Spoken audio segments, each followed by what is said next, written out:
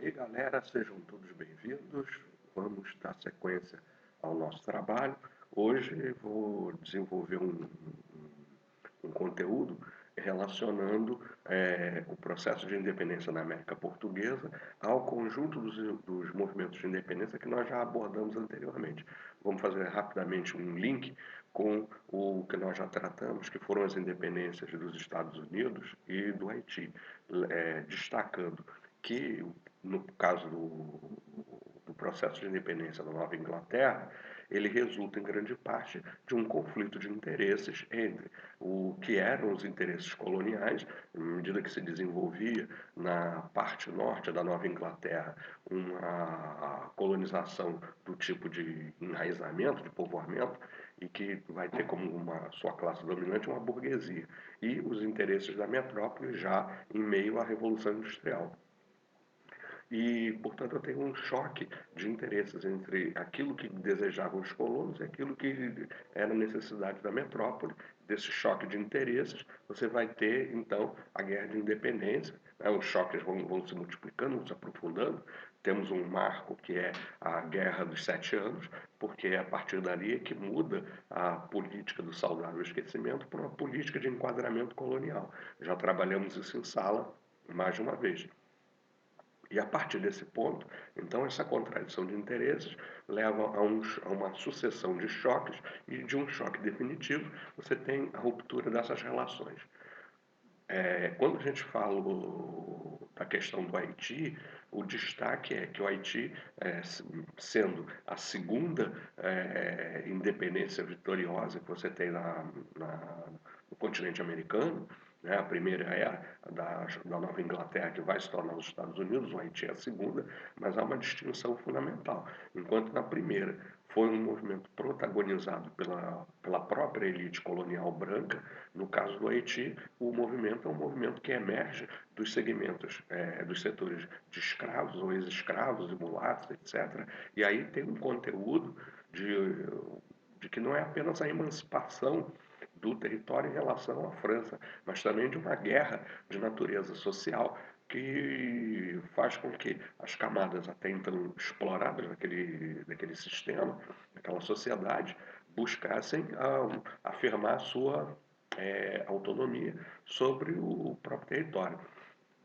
Há uma sangrenta guerra ao longo dos anos seguintes, até que houvesse o reconhecimento da independência do Haiti, mas esse é o grande diferencial. Na Nova Inglaterra é um conflito que começa opondo duas elites, uma da colônia e a da metrópole, mas no caso do Haiti, você tem a implantação de uma república a partir de um movimento de contestação de natureza social e étnico.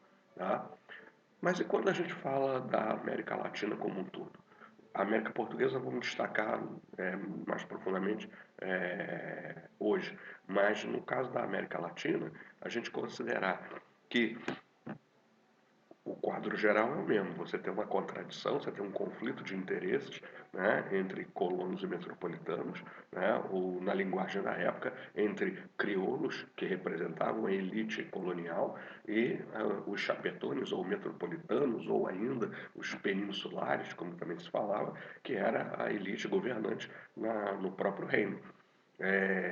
Isso é acelerado em função das guerras napoleônicas e a partir de 1808, com a invasão da Península Ibérica pelo exército de Napoleão, a pretexto de chegar até Portugal, mas Napoleão aproveita que a Espanha era um aliado, a Espanha cede o acesso ao território colonial, desculpa, cede a passagem ao exército napoleônico por dentro do seu território, e Napoleão se aproveita dessa facilidade, prende os reis espanhóis e coloca seu próprio irmão no trono espanhol, o que vai gerar, a partir daí, um rompimento dos laços de lealdade das colônias em relação à metrópole, porque elas viam, não que não fosse de fato, mas viam convenientemente que o trono tinha sido ocupado por um usurpador, por um governante ilegítimo. E a partir daí formam-se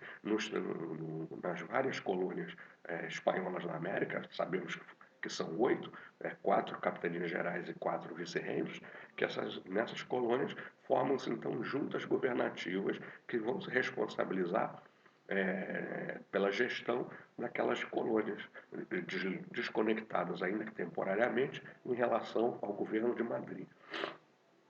Mas o que acontece na sequência é que com o final da guerra e o desejo da Espanha no sentido de recuperar o controle pleno sobre suas colônias, isso vai provocar então o início de choques cada vez mais violentos entre colonos e metropolitanos, a exemplo do que já vimos anteriormente.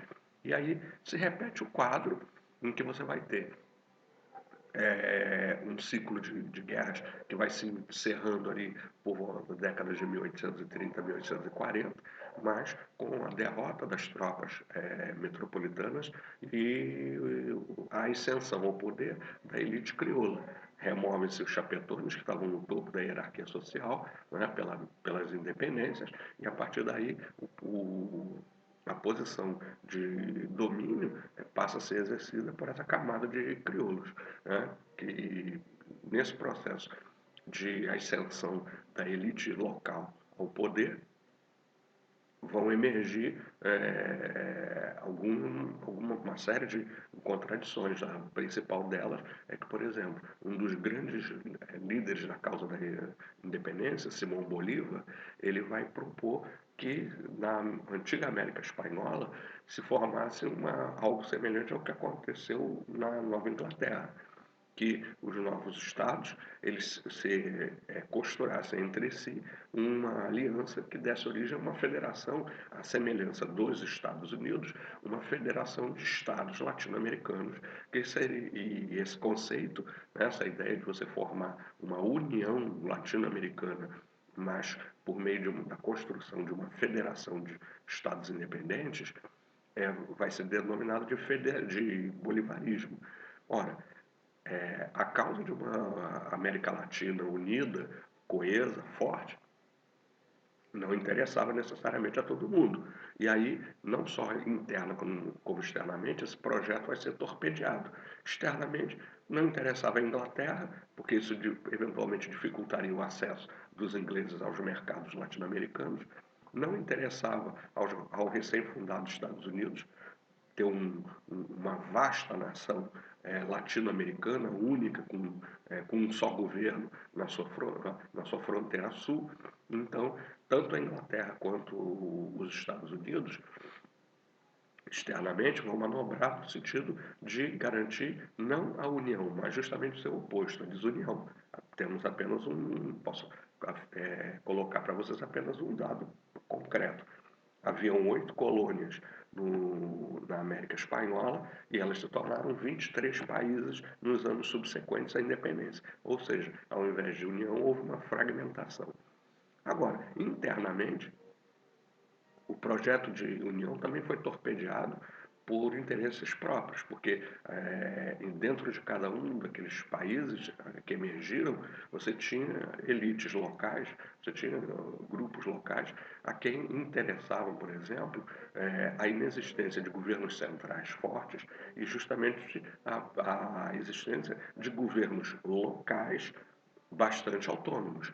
Você vai ter, no caso da América Latina, parte desse processo de fragmentação vai permitir o surgimento da figura do caudilho, né, que é um chefe militar, normalmente quase sempre de base rural, que tem um exército privado e tem interesses próprios. E para quem não interessa um governo central unido e forte, interessa isso sim um governo central fraco, né, e que permita que nessa fragmentação esses caudilhos exerçam o poder local. É como se eu tivesse um oceano cheio de pequenas ilhas, e essas ilhas são os caudilhos. Do ponto de vista econômico, a independência pouco mudou na realidade da América Latina. as colônias produziam fundamentalmente para alimentar o mercado estrangeiro, né? Então você tinha economias exportadoras, agroexportadoras, minério exportadoras, né? E com a independência isso não se alterou. A necessidade da América Latina de se inserir no mercado internacional fez com que fossem preservadas as estruturas anteriores de produção e o papel de economias dependentes em relação à Europa e depois, já no século XX principalmente, em relação aos Estados Unidos também. Mas então nós podemos qualificar a independência da América Latina como uma independência relativa, em que o projeto de união fracassou, tanto por interesses estrangeiros como por interesses internos, e a imersão da figura desses caudilhos como chefes locais que criavam obstáculos ao processo de centralização. Tá ok? Visto isso, vamos abordar então como o processo se desenrola em relação à América Portuguesa. Tá ok? Então vamos colocar o nosso barquinho. Olha só, esse quadro aqui fica bonito, né? Eu não faria melhor. Olha só, a guisa de introdução, vamos considerar assim, mesmo quando a gente tratou da montagem do sistema colonial no continente americano, no caso da América Portuguesa e na América Espanhola, ali a partir do século XVI, no caso, na América Inglesa, você tem um pouquinho mais tarde, principalmente século XVII, você tem a montagem do sistema colonial. Você teve duas estruturas, colônias de povoamento, colônias de exploração. Basicamente, na América Latina como um todo, eram colônias de exploração. Porém, existe um detalhe: não há como explorar sem simultaneamente você povoar. Assim como você não pode povoar sem criar, de alguma forma, algum mecanismo exploratório. Então, as colônias nunca foram exclusivamente de povoamento ou de exploração. Elas sempre mesclaram as duas coisas, sendo que, no entanto, as colônias de exploração, elas têm uma ênfase maior nesse caráter de se inserir no mercado internacional, fundamentalmente o mercado europeu, a guisa na base de um fornecedor de produtos primários, né? Ou então, se fossem as colônias africanas, fornecedor também de mão de obra, etc. Mas são fornecedores de produtos primários, de gêneros de produtos minérios, mão de obra, etc. E recebem da Europa produtos manufaturados, tá ok? Então, assim, à medida que a colonização começa, ela vai, enquanto ela se organiza, enquanto se desenvolve o espaço colonial,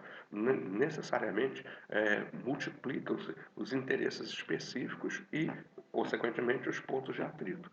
Um exemplo prático. No século XVI, quando os primeiros portugueses vieram para residir no Brasil colônia, não existia a percepção da existência um, um colono com interesses próprios. Eram todos portugueses. Uns viviam no reino, outros viviam na colônia, mas eram todos portugueses. Mas à medida que o tempo passa, a população da metrópole que emigra para o território colonial, que se fixa aqui, que não retorna, começa a ter seus filhos, constrói sua vida no espaço colonial, os interesses dessa população começam a não necessariamente ser os mesmos da metrópole. Então, assim, quando interessou, a metrópole determinou, por exemplo, que era proibido que os colonos escravizassem índios no Brasil. Mas por que a metrópole determina tal proibição? Determina isso em função do fato de que quem controlava o tráfico negreiro no Atlântico eram comerciantes portugueses. Então, eles proíbem a escravização do índio para obrigar os colonos a adquirirem escravos negros, escravos africanos. Quando isso é feito, você começa a ter um primeiro atrito, uma primeira contradição, porque para os colonos era muito mais barato capturar índios no Brasil e usá-los como mão de obra. Tendo que comprar negros, tendo que comprar africanos, o custo de aquisição dessa mão de obra aumentava, porque no preço do escravo era embutido o custo da obtenção do mesmo, fosse por intermédio de mercadorias ou por conta das guerras que são estimuladas no continente africano para a produção de escravos. Eu tinha os impostos, os custos de manutenção desse escravo na África, o transporte deles para o Brasil, por exemplo, né, o transbordo deles para o Brasil, o frete, gerava um acréscimo de custo nessa mão de obra, e você, quando tinha esse escravo desembarcado no Brasil, ele não era vendido de imediato. Havia também os impostos de entrada no Brasil, havia o custo com a alimentação e tratamento, eventualmente, desses escravos em território brasileiro antes que eles pudessem ser vendidos. Então, para os colonos, saía muito mais barato você escravizar a população nativa local e não usar uma mão de obra mais cara que é a dos africanos. Mas o interesse da metrópole, porque ela ganha nesse outro negócio, que é o tráfico negreiro, né? A diáspora africana, que é um termo que se usa hoje em dia, né? A metrópole ganha com esse outro negócio. Além da comercialização de produtos coloniais, ela ganha com o comércio da mão de obra. Então, para a metrópole interessava a imposição da escravidão africana e restrições à escravização indígena. Para os colonos era mais barato, era mais interessante escravizar os índios. Fica o interesse da metrópole pela escravização dos africanos, e eu tenho, portanto, aí um exemplo de um dos múltiplos atritos que vão progressivamente se multiplicando. Quanto maior é a variedade de atividades econômicas, de tarefas que ocorrem no espaço colonial, mais simples é a gente entender que você vai passar a ter uma série de choques, de atritos em vários momentos, porque os interesses vão progressivamente divergindo. É como se eu tivesse uma rachadura num terreno e ao longo do tempo, essa rachadura vai se abrindo, vai se aprofundando, até o momento em que você tem um descolamento entre essas duas partes. Então, desenvolver era a mesma coisa que colonizar. E, à medida que o processo de colonização avançava, você tinha cada vez maior quantidade de conflitos de interesses. Pois bem, se houve relativamente pouco atrito no século XVI, porque, conforme eu disse anteriormente, nem à medida que os portugueses migravam para o território brasileiro, eles não se viam como locais, eles se viam como portugueses que residiam no espaço colonial. Muitos vinham para residir um tempo, fazer dinheiro e voltar para o reino. Outros vinham compulsoriamente, por exemplo, aqueles que vieram por conta do Alvará dos Degredados de 1535, que pegou os prisioneiros que existiam no reino e deportou-os para o Brasil no tempo das capitanias hereditárias, ok? A gente já falou disso, mas essa população veio degredada para cá, não veio porque quis, veio compulsoriamente. Aqueles que eventualmente conseguiram acumular alguma coisa para retornar, o fizeram, mas foi uma ínfima parte, a grande maioria dessas pessoas não voltou. E do próprio reino, muita gente migrava tentando fugir da miséria, da pobreza no próprio reino e tentar uma nova vida em território brasileiro, ou nas colônias africanas, ou nas colônias da Ásia, no chamado Estado da Índia, como eles chamavam, e com a ideia de prosperar, enriquecer e retornar. Uma grande maioria nunca não retornou, mas essa era uma ideia original que eles possuíam. Então, ao longo do século XVI, houve relativamente pouco atrito, né? Porque a divergência de interesses, ainda que ela houvesse, ela não era ainda tão significativa. Mas quando chega no século XVII, até em função, por exemplo, das invasões holandesas que acontecem no começo do século XVII, nós já vimos aqui a União Ibérica, vimos também que a partir da União Ibérica houve um conflito com os holandeses, e desse conflito com os holandeses pelo comércio açucareiro, nós vamos chegar a duas invasões. Vamos ter uma invasão holandesa no Brasil, na Bahia, em 1624, e vamos ter uma segunda invasão em Pernambuco, essa maior e mais demorada, a partir de 1630. Né? E a percepção que os colonos têm durante a segunda metade do século XVII é que o Brasil só permaneceu português graças ao esforço e o sacrifício deles, colonos, e, nesse caso, em função, o Brasil só permaneceu sendo português por causa do sacrifício deles. Consequentemente, eles entendiam que deviam receber maiores benefícios por sua lealdade à coroa portuguesa. Então, a partir do século XVII, você começa a ter a multiplicação desses atritos, desses conflitos de interesse, porque os interesses ficam mais arraigados no espaço colonial e há essa contradição entre o que quer a metrópole, no sentido de arrancar o máximo possível do espaço colonial, e o desejo dos colonos de resistir, tanto quanto possível, a esse processo de extração de riqueza, já que eles estão vivendo aqui no espaço colonial. Então, começam a haver pequenas revoltas, tá? Entre os agora brasílicos, né? Que era o termo que se usava para os descendentes de portugueses que viviam no Brasil, que nasceram no Brasil, e os portugueses. Esse primeiro conjunto de revoltas nós vamos genericamente chamar de movimentos nativistas. E por que eles são nativistas? Porque eles não falam da questão da independência. A questão separatista não está posta na mesa. O que eles querem é reformar o pacto colonial. Preste atenção, isso é importante. Reformar o pacto colonial. Eles não querem acabar com o pacto colonial. Eles querem ajustar o pacto colonial aos interesses deles próprios colonos. Mas eles não querem que o pacto colonial, que as relações entre metrópole e colônia, elas sejam rompidas. Eles querem reformar, querem adequar, eles querem ajustar o pacto aos seus próprios interesses. Então, uma coisa que não aparece nos movimentos nativistas é a questão da independência, é a questão da autonomia, é a questão do separatismo. Tá ok? Aí eu tenho uma série de movimentos. Por exemplo, eu tenho a revolta de Beckman, que acontece no Maranhão. Eu tenho a Guerra dos Mascates, que acontece em Pernambuco. Eu tenho a Guerra dos Emboabas e a Revolta de Filipe dos Santos, ambos movimentos que acontecem em Minas Gerais.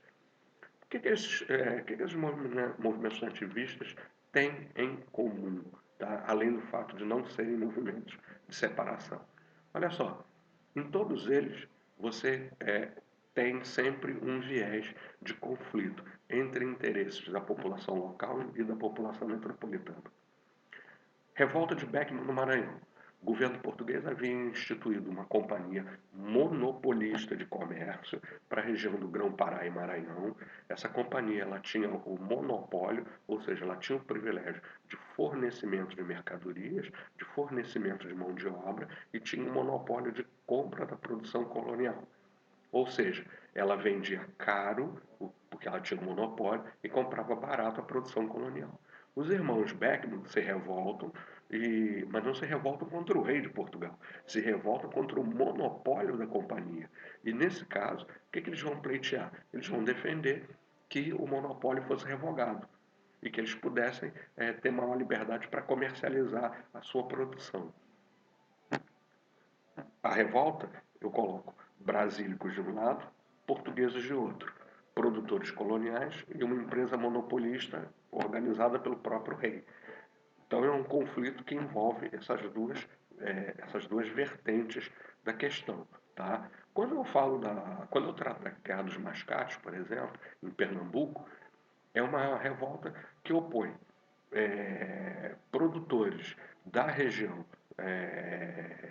de Olinda aos comerciantes portugueses radicados no Recife.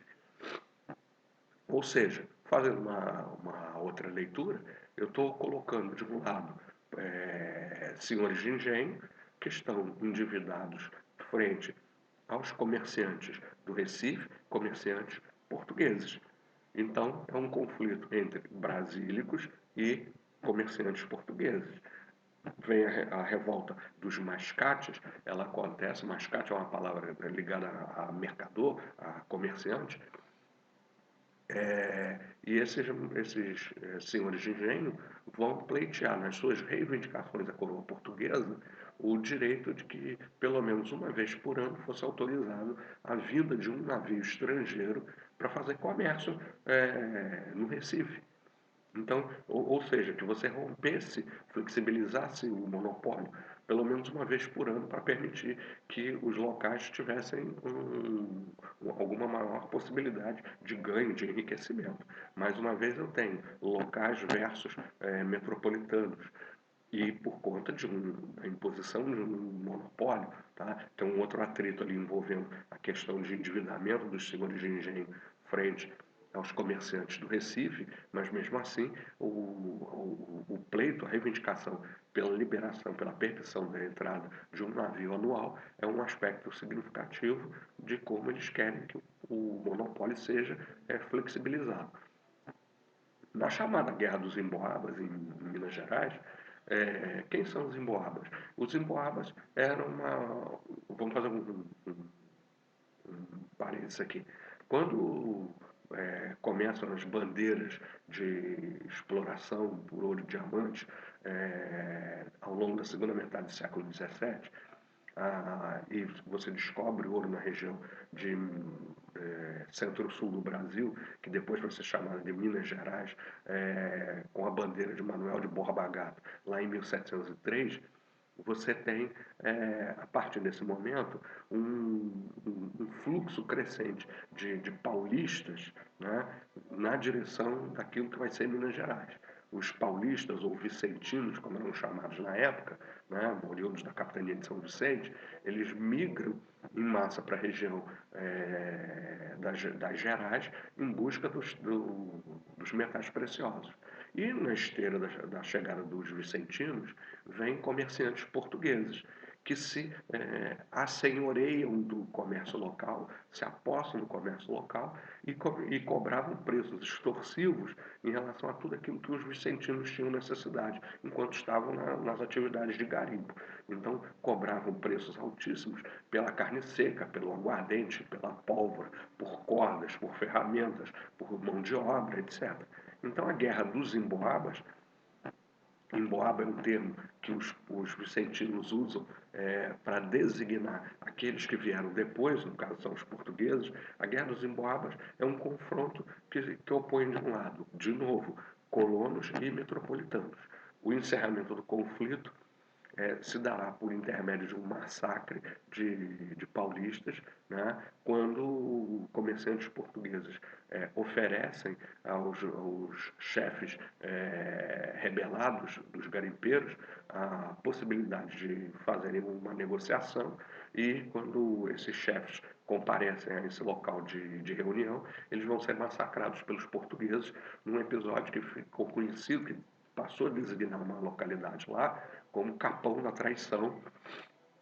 Capão é uma área desmatada, né? Ou de mato raso, o Capão da Traição. Eles foram convidados para uma negociação e acabaram todos eles assassinados, e um rio próximo passou a ser denominado como Rio das Mortes. Tem esse nome até os dias de hoje. Então, de novo, eu tenho brasílicos contra portugueses, e por conta do domínio português sobre as atividades mercantis. A revolta de Filipe dos Santos, que acontece também em Minas Gerais, mais precisamente acontece em Vila Rica. O nome da revolta de Filipe dos Santos é conhecido também como conjuração, conspiração de Vila Rica, né? Filipe dos Santos era um líder dos garimpeiros que reagiu a uma determinação metropolitana que impôs a obrigatoriedade dos garimpeiros levarem todo o ouro em pó, né? Foi estabelecida uma proibição para a circulação do ouro em pó e a obrigação de que esse ouro em pó fosse levado às chamadas casas de fundição, em que o ouro em pó seria transformado em barras, e no momento em que isso acontecia, a coroa portuguesa já recolhia o tributo dela. Era uma medida com o objetivo de combater a sonegação dos impostos reais mediante a circulação de ouro em pó, sem que se pudesse garantir que a parte do rei foi recolhida. Se vocês lembrarem lá do conteúdo do início da colonização, que eu tenho certeza que vocês têm na ponta da língua, né? Originalmente, o quinto do ouro, ou seja, 20% da produção, ficava na mão do descobridor e 80% ficava na mão do rei. Foi somente na virada do século XVII para o século XVIII em que essa proporção se inverteu, a parte do rei passou a ser de 20%, né? A quinta parte passou a ser do rei e o restante ficava com o descobridor. Que começou também a encontrar ouro no Brasil, na região central.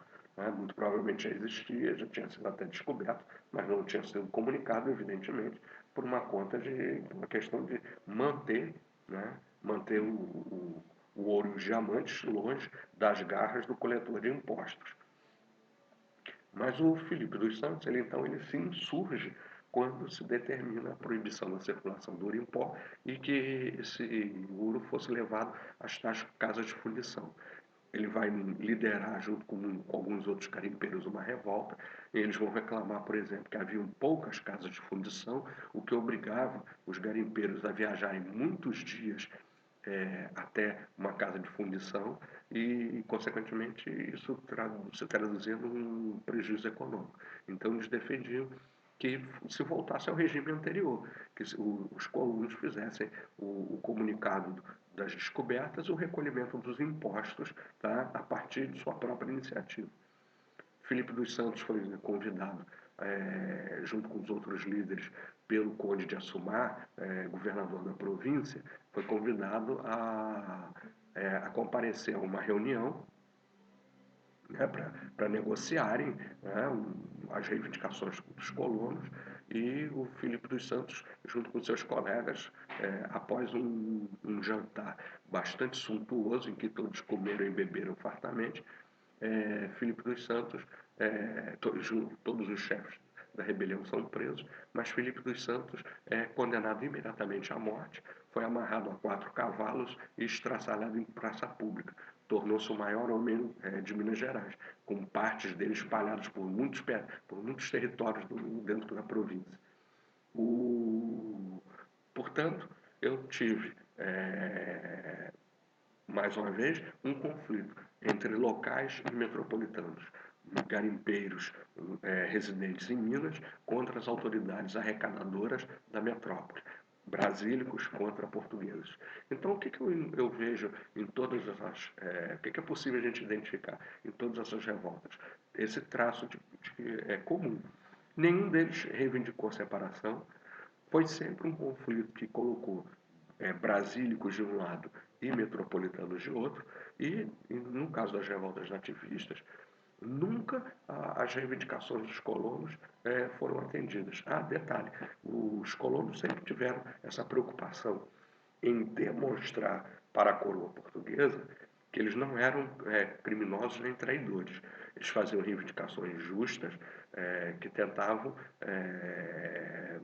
fazer perceber o rei e o governo português como um todo que havia uma exploração, havia uma relação injusta nessa articulação entre metrópole e colônia, e eles queriam era abrandar essa situação.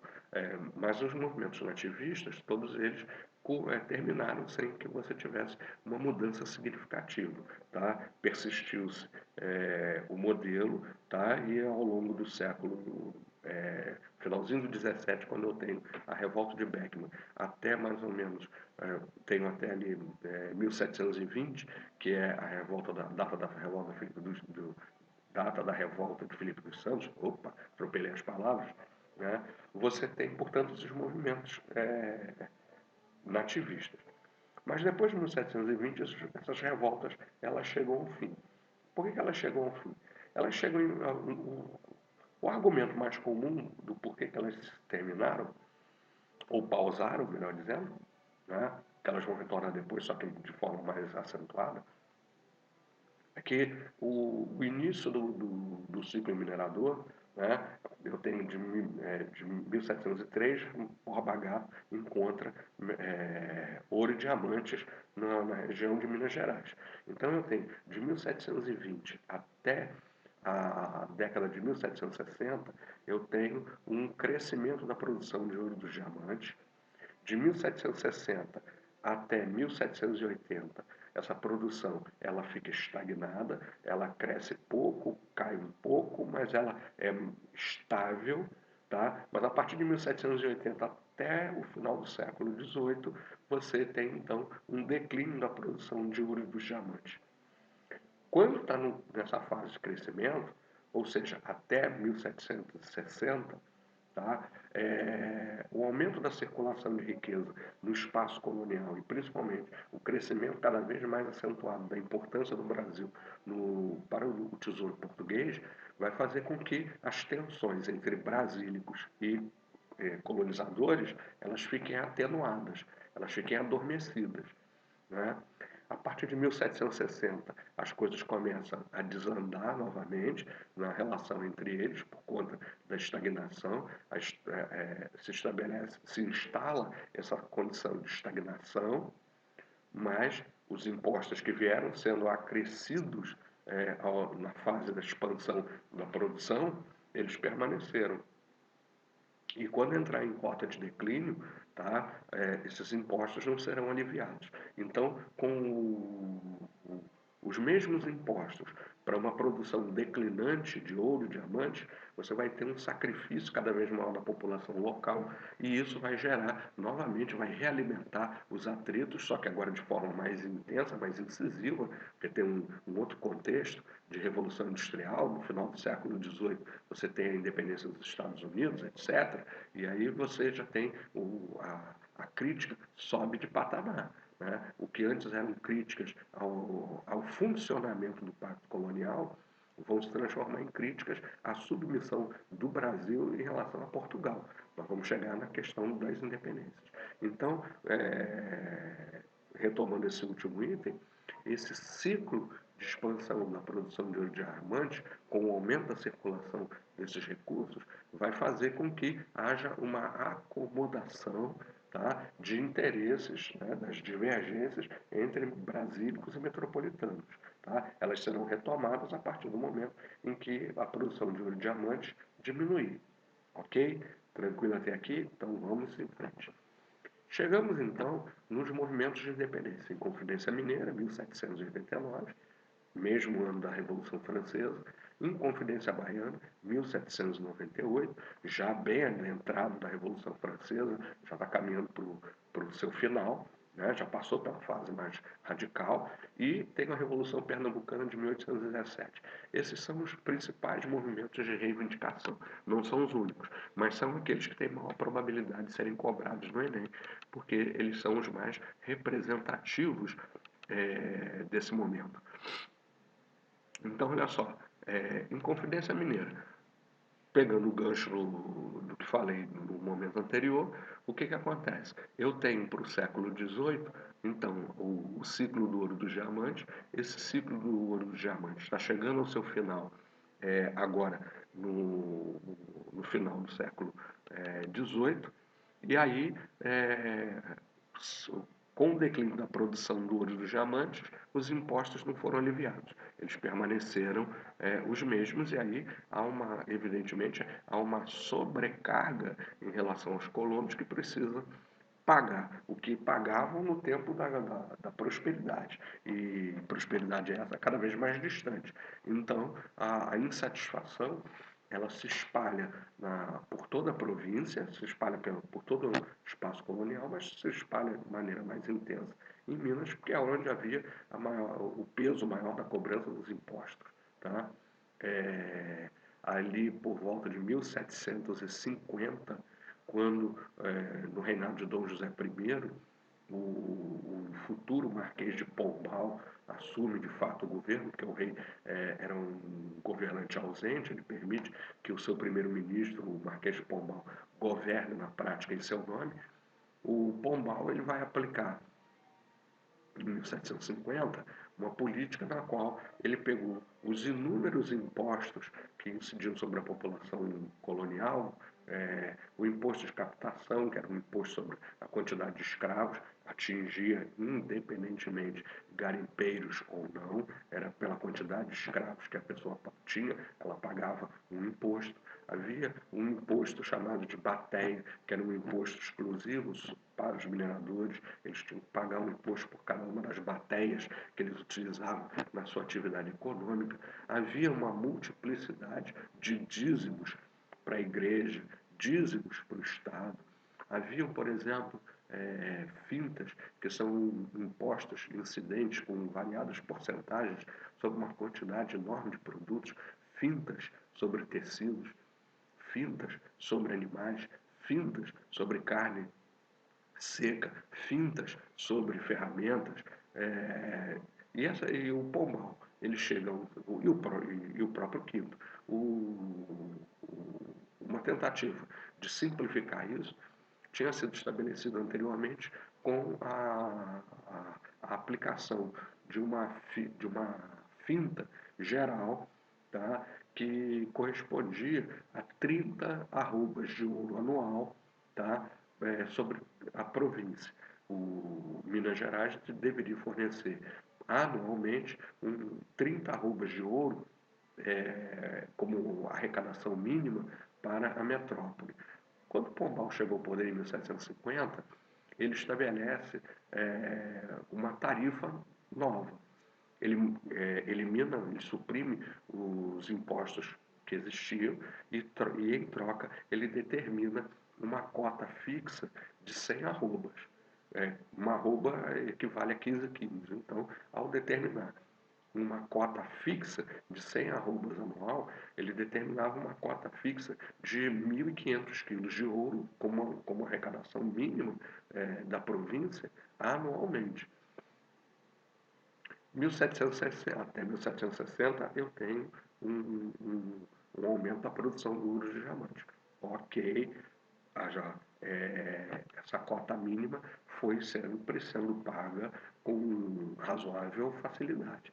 Mas de 1760 a 1780, a estagnação econômica, a estagnação na produção de ouro de diamante, já começa a criar algumas dificuldades para se cumprir essa cota mínima de 1.500 quilos.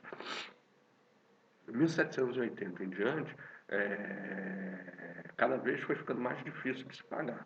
Tanto é que em 1789 calcula-se que havia um déficit, havia uma dívida da província em relação a Portugal da ordem de 500 toneladas. Faltavam 500 toneladas de ouro para que se zerasse o saldo acumulado de dívidas da colônia, da província das Gerais em relação à coroa portuguesa. E num dado momento vai se tentar cobrar tudo de uma única vez. Quando não se alcançava a cota mínima? Quando não se alcançava a cota mínima, o governo português podia lançar a mão de uma coisa chamada de derrama, que era a cobrança generalizada sobre toda a província para que eles completassem a cota. Mesmo que já tivesse pago, pagava de novo com alguma coisa, tinha que contribuir de alguma maneira para que a cota mínima de 500 arrobas fosse alcançada. Desculpe, deu um dado errado. Não são 500 toneladas de ouro que se devia. Eram 500 arrobas que havia em dívida da colônia em relação a Portugal em 1789. Falha nossa. Olha só, então, quando você chega na época da estagnação, Pombal vai governar de fato Portugal entre 1750 e 1775, tá? Então, ele vai pegar esse período ainda de crescimento da produção do ouro de diamante, mas ele também vai pegar o período de estagnação e já quase um iníciozinho do declínio. A leitura que o governo português fará da queda ou dessa oscilação mínima entre aumento e queda na produção aurífera entre 1750 e 1780, tá? não é que os veios estão se esgotando ou que a produção está caindo em função do final da extração desses recursos minerais, mas sim em função do aumento da evasão, do aumento do chamado descaminho, é uma culpa do contrabando dos metais preciosos que está fazendo com que a arrecadação não cresça na proporção que crescia anteriormente. A leitura que o governo português faz não é que você tem uma diminuição da produção do ouro e dos diamantes. O que está ocorrendo é um aumento do desvio, é um aumento do contrabando, é um aumento do roubo. Né? Então, consequentemente, há um aumento por parte da metrópole do aparato repressivo de controle sobre a região de Minas Gerais.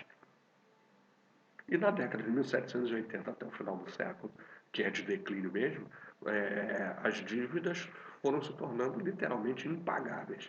Né? Não havia mais capacidade de extração que desse conta das exigências da coroa portuguesa. Isso tem a ver também com uma situação em que ali em 1785, com a morte de Dom José I, o Marquês de Pombal perderá sua influência, e em Portugal vai ocorrer um fenômeno, um movimento chamado de A Viradeira, que é a retomada do aparato estatal por parte das grandes famílias nobres. Né? Um retrocesso, digamos assim, entre aspas, feudal em Portugal que está ocorrendo nesse momento. E em 1785, Dona Maria I, ainda não era Dona Maria I a louca, né? Ela vai ficar doida depois. Ela era então Dona Maria I a piedosa. Dona Maria I determina em 1785, por meio de um alvará, por meio de um decreto real, a proibição de instalação de manufaturas em território colonial. Né? Essa determinação, juntamente com o peso dos impostos, com a política fiscal excessivamente dura da metrópole em relação aos colonos, vem se somar ao exemplo da independência dos Estados Unidos e a influência do iluminismo e da iminente eclosão da Revolução Francesa. Isso repercute em Minas Gerais e vai alimentar, portanto, esse movimento chamado de Inconfidência Mineira. Então eu posso elencar como causas a crise econômica, o alvará de 1785, que prejudicou interesses, a influência do iluminismo, a independência dos Estados Unidos. Né? Esses fatores conjugados, tá, criam o pano de fundo em que vai acontecer a Inconfidência Mineira. Aí, no caso da Inconfidência Mineira, o movimento é denunciado, estava marcado para ser deflagrado quando da chegada do novo governador da província, que, segundo se comentava na época, vinha para decretar a derrama e exigir a cobrança, o pagamento, melhor dizendo, de todas as dívidas acumuladas na extração do quinto do ouro real. Então, que seria como de uma hora para outra, toda a província tivesse que quitar de uma única vez 5 anos de arrecadação mínima. Tá? E os conspiradores entenderam, então, que a chegada do novo governador da província e a decretação da derrama, essa decretação seria o ponto de partida para a revolta contra o domínio português. Um dos conspiradores, Joaquim, o comandante Silvério dos Reis, que era um militar, mas era dono de fazendas, era um senhor de terras escravos, tinha negócios ligados ao garimpo. O Silvério dos Reis, alguns aí temerosos, dizem que temeroso das consequências de um eventual fracasso do movimento, o Silvério dos Reis tomou a decisão de, ao invés de arriscar o seu precioso pescoço numa revolta, trocar a dívida imensa que ele tinha com a coroa portuguesa por uma delação. Né? Então, ele faz uma carta denunciando ao governador-geral a existência da conspiração, dá o nome dos conspiradores e pede clemência. a clemência que ele veio receber foi, de fato, o perdão de suas dívidas. Mas os conspiradores foram, então, alvo de uma perseguição, né? Tirando Cláudio Manuel da Costa, que era uma figura importante da burocracia portuguesa na província, mas era um súdito nascido no Brasil, né? E que vai acabar assassinado. Todos os demais conspiradores, eles são levados presos. Todos eles, poderíamos fazer um traço assim, eram pessoas de boa família, né? Não havia ninguém pobre ou miserável na conspiração, entre os conspiradores, né? E afora, o Tiradentes, que seria deles talvez o mais pobre, né? Mas é o mais pobre diante do que encontrou a coroa portuguesa. Há um mito relacionado a Tiradentes, assim, a Inconfidência Mineira foi um movimento de ricos, né? E o único que não era rico era o próprio Tiradentes, e portanto Tiradentes foi o único que foi punido de forma exemplar, né? Com uma pena de morte e com um suplício extra, que foi o esquartejamento. Pesquisas mais recentes, do século XX, conseguiram levantar que essa ideia de que Tiradentes era pobre é uma ideia que os portugueses compraram naquele momento, porque na verdade não encontraram quase nada em nome do Joaquim José da Silva Xavier, por alcunho Tiradentes, porque ele era um militar, ganhava tão bem que completava a renda dele com extração de dentes, com o ofício de dentista. Então, olha só, quando há a denúncia, o movimento é comunicado às autoridades, eles são presos, e a coroa portuguesa abre o inquérito em relação ao crime, né? Esse inquérito levava o nome de devassa, né? Não é nome de cerveja, né? Antes de ser nome de cerveja, devassa era um inquérito feito pelas autoridades, né? Então, quando se procede à devassa em relação à vida dos conspiradores, quem menos bens tinha em seu nome era o Tiradentes. Então, criou-se o mito de que o Tiradentes foi morto porque ele era o mais pobre. O movimento da Inconfidência Mineira era um movimento da elite local e só morreu o cara mais pobre do movimento. Hoje em dia, essa visão não se sustenta. O Tiradentes ele tinha várias fazendas com criação de animais, com plantação, com escravos, só que em nome de parentes. Quando se fez a devassa na vida do Tiradentes, né, não se encontrou efetivamente em nome dele quase nada. Encontrou-se uma casa muito modesta na então Vila Rica, hoje Ouro Preto, e um ou dois escravos, não me recordo, mas era muito pouca coisa. Então criou-se o mito de que ele foi morto porque ele era o mais pobre, né? Na verdade, a riqueza do Tiradentes era uma riqueza que ficava ocultada. E eu imagino que ele não necessariamente fosse o único a fazer isso, né? Talvez muitos outros o fizessem. Então a ideia de que ele foi morto porque ele era o mais pobre, ela ela pode ser aceita considerando aquilo que a coroa portuguesa encontrou, que foi muito pouco mesmo. Então, mas na prática, durante o inquérito, durante a devassa, o Tiradentes chamou para si a responsabilidade única da conspiração.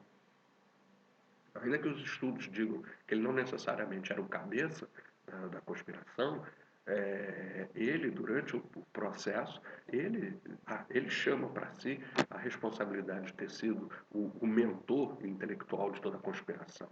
E, consequentemente, sobre ele acabou caindo o peso maior do castigo. Condenado à execução em 1791, tá? Ele foi condenado à morte na forca com o agravante de esquartejamento por ter sido um crime contra um crime de lesa majestade, um crime contra a autoridade do rei. Então não era apenas a sedição, a revolta, mas um crime contra o próprio rei. E aí, na sentença, foi estabelecido que ele deveria ser enforcado e, após a sua morte, o seu corpo desmembrado, separado em quartos, né, e os pedaços espalhados no caminho entre o Rio de Janeiro, que já era a capital da colônia desde 1750, né, entre o Rio de Janeiro e Vila Rica, pelos locais onde o réu, de infame memória, tinha cometido seus crimes. Então, foi todo desmembrado, a cabeça foi levada para Vila Rica, mas o resto do seu corpo foi sendo espalhado pelos caminhos com o comunicado do crime perpetrado por ele. Tá? Mas foi um movimento que não pleiteava a independência do Brasil, isso é um detalhe importante, né, porque o Tiradentes é associado a um herói pela independência brasileira. Não há nada na documentação que se recuperou dos Inconfidentes em que eles falassem da independência do Brasil. Falavam da independência de Minas, falavam da independência da província das Gerais, não falavam da independência do Brasil. E quando alguns livros citavam anteriormente que eles haviam defendido a abolição da escravidão, também não há nada documentalmente que comprove essa afirmação. Nada foi escrito em relação à abolição da escravidão e é pouco provável que isso tivesse sido um objeto de alguma preocupação, porque todos os envolvidos eram senhores de escravos. O próprio Tiradentes tinha escravos. Então, é pouco provável que tivessem falado dessa questão. Tá? Então, são alguns mitos. O Tiradentes como um herói da independência nacional, o Tiradentes como um homem pobre, o Tiradentes como um líder de um movimento que podia comportar a abolição da escravidão, etc. É um conjunto de mitos.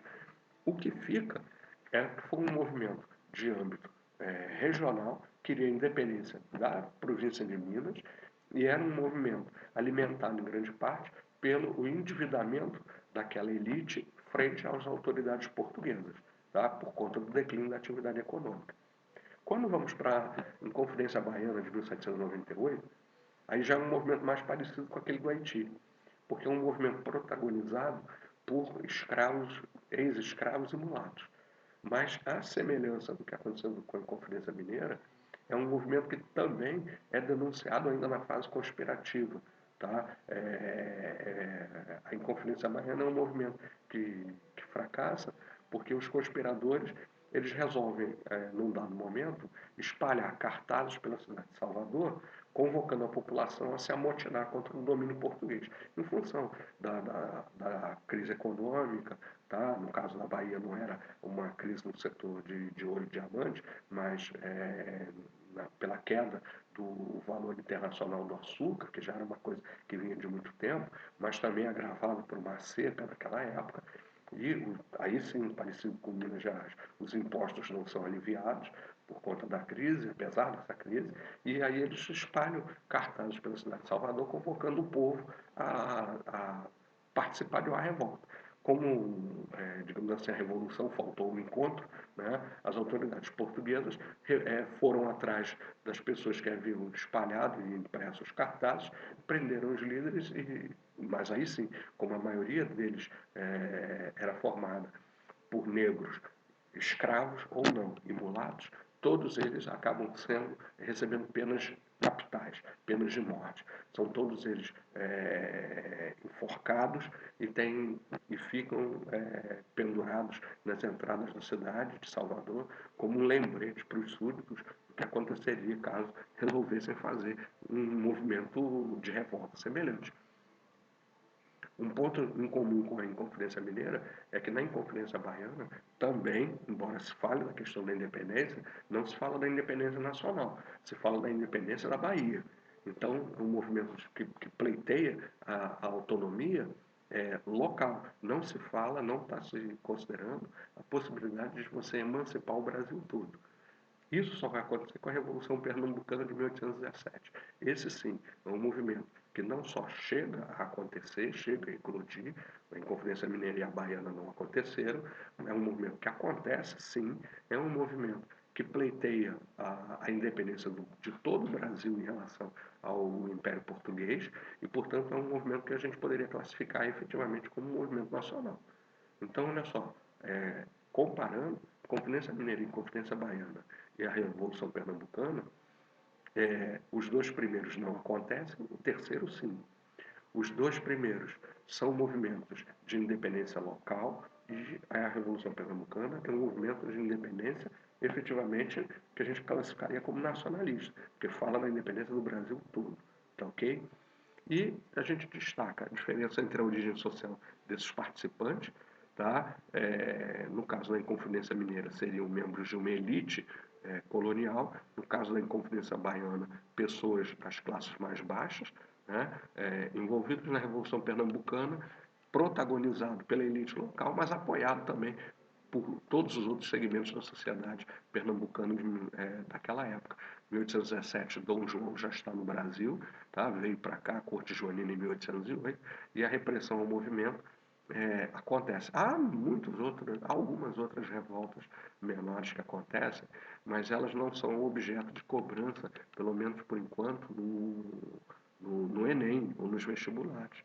Então, não vamos tratar disso, mas há levantes frequentes de destacamentos militares, de populações locais, né, por conta de questões de impostos, enfim, há uma multiplicidade de movimentos. Mas os que ficam, portanto, nesse processo, que é um processo de agudização dessas diferenças, tá? Então, você passa dos movimentos nativistas para esses movimentos de separação. Esses movimentos de separação, nem todos eles têm necessariamente o mesmo caráter de uma emancipação total do país, com exceção da Revolução Pernambucana.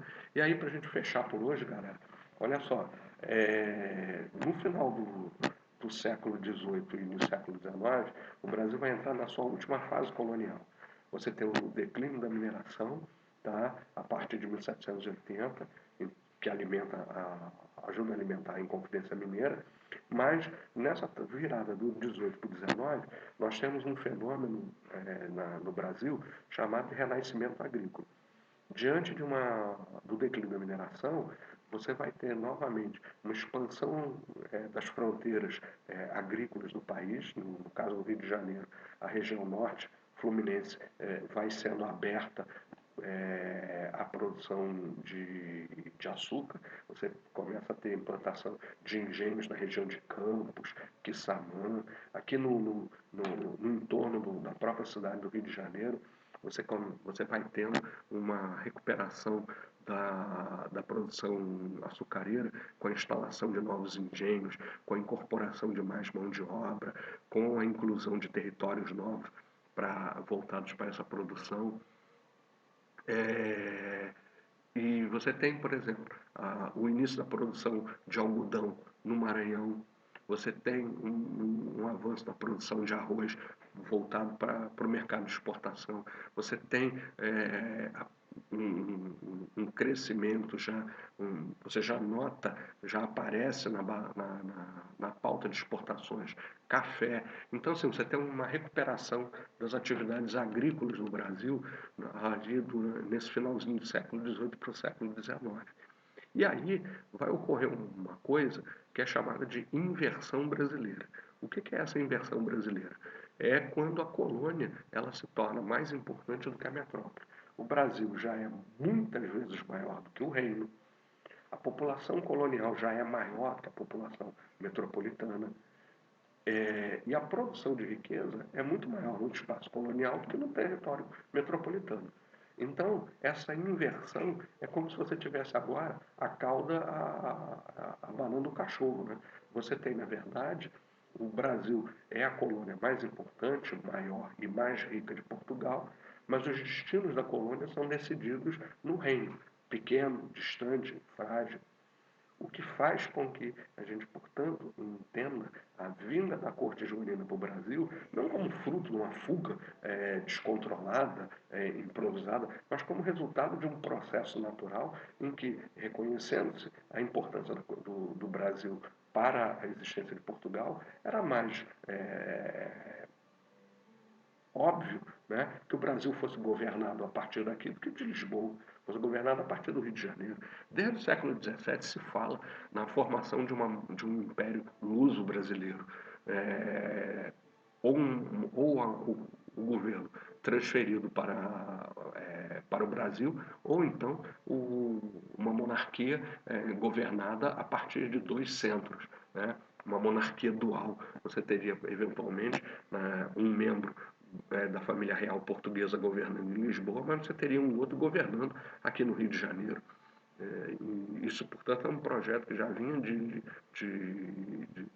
séculos anteriores, né? Então não era a vinda da corte junina para cá em 1808 não é apenas uma fuga, né? É a conclusão de um processo de reconhecimento óbvio, né, da importância do Brasil para a sobrevivência portuguesa. A um ponto que no século XIX se dizia que o Brasil sobreviveria a Portugal, mas Portugal não sobreviveria sem o Brasil. Né? Então, no nosso próximo encontro, é isso que a gente vai abordar, fechando esse processo de emancipação e dando sequência à última fase colonial brasileira, vai ser a vida da corte joanina e a partir daí a independência e na sequência o primeiro reinado. Um abraço para vocês, até breve e vamos nos encontrar, ok?